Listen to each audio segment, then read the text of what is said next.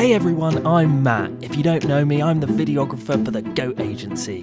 Every morning I get up enthused to head into our London office and film all my colleagues. It is a joyful way to live. What I miss most about the office is movement and energy. Being able to chase Will Marsh from his desk to the toilets, or just running after people in the corridors and seeing their happy smiley faces. Coffee, the thing I miss the most. Obviously with Starbucks being shut, has caused me some problems. I've had to resort to making my own. There are 5 main things I miss about the office. First being my screen. Working from one screen. Not great. Secondly would be making my morning coffee with David. Being on one of the smaller teams, the strategy team, I think that allows us to have a personal relationship with each other, and it's little things like that we've taken for granted. The main thing I miss about the office is Evie, the office dog, hands down.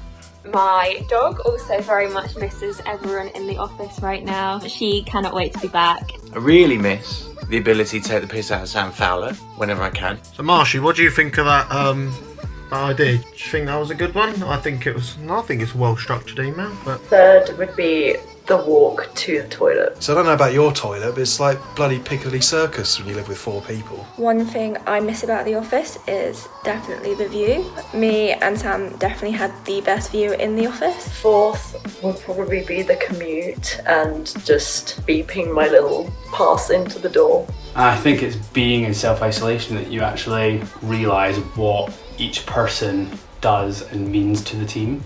And fifth would just be the atmosphere. I miss the beer fridge. Wait, what? No one picked me? Not even Will Marsh? Unbelievable.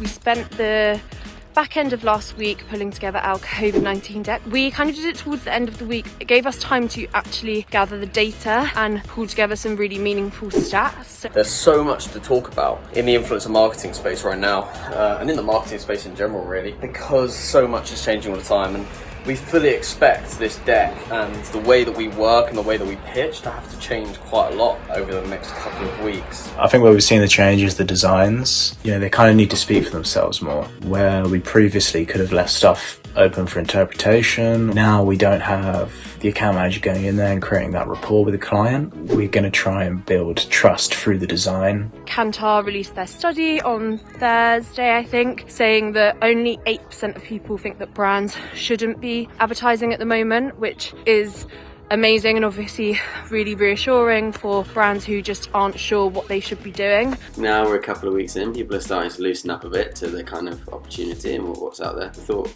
we should take our expertise and understanding of not just what's going on, but the market as a whole. Calm people down and just say, yes, things are pretty crazy, but there's a lot of crazy good things happening at the moment. I've been chatting with the new business team a lot recently about how the current lockdown will affect our effectiveness when it comes to pitching, whether this is going to have a knock-on effect on new business. The whole sales process has become a little bit harder in this situation because we're having to do everything over video call and not in person. Makes it a little bit harder to develop a rapport with the client and really pitch to them in a personal way.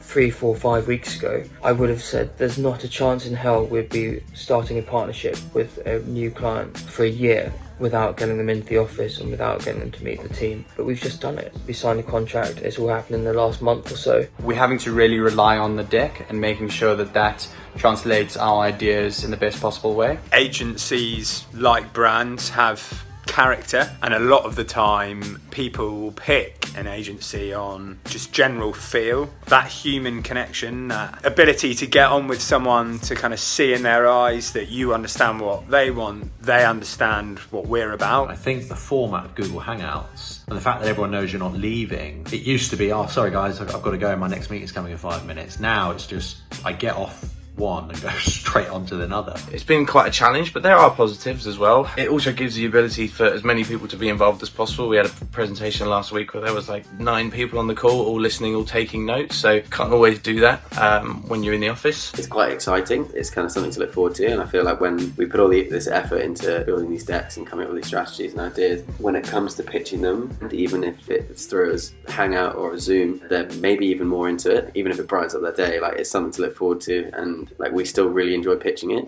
Another one of the drawbacks, and this is important, when you share your screen, Make sure you turn WhatsApp off. And my dad texts me, call me mid-presentation. A bit awkward.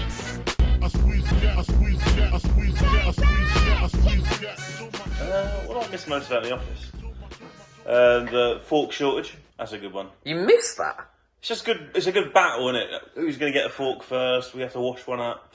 Here we've got too many to deal with.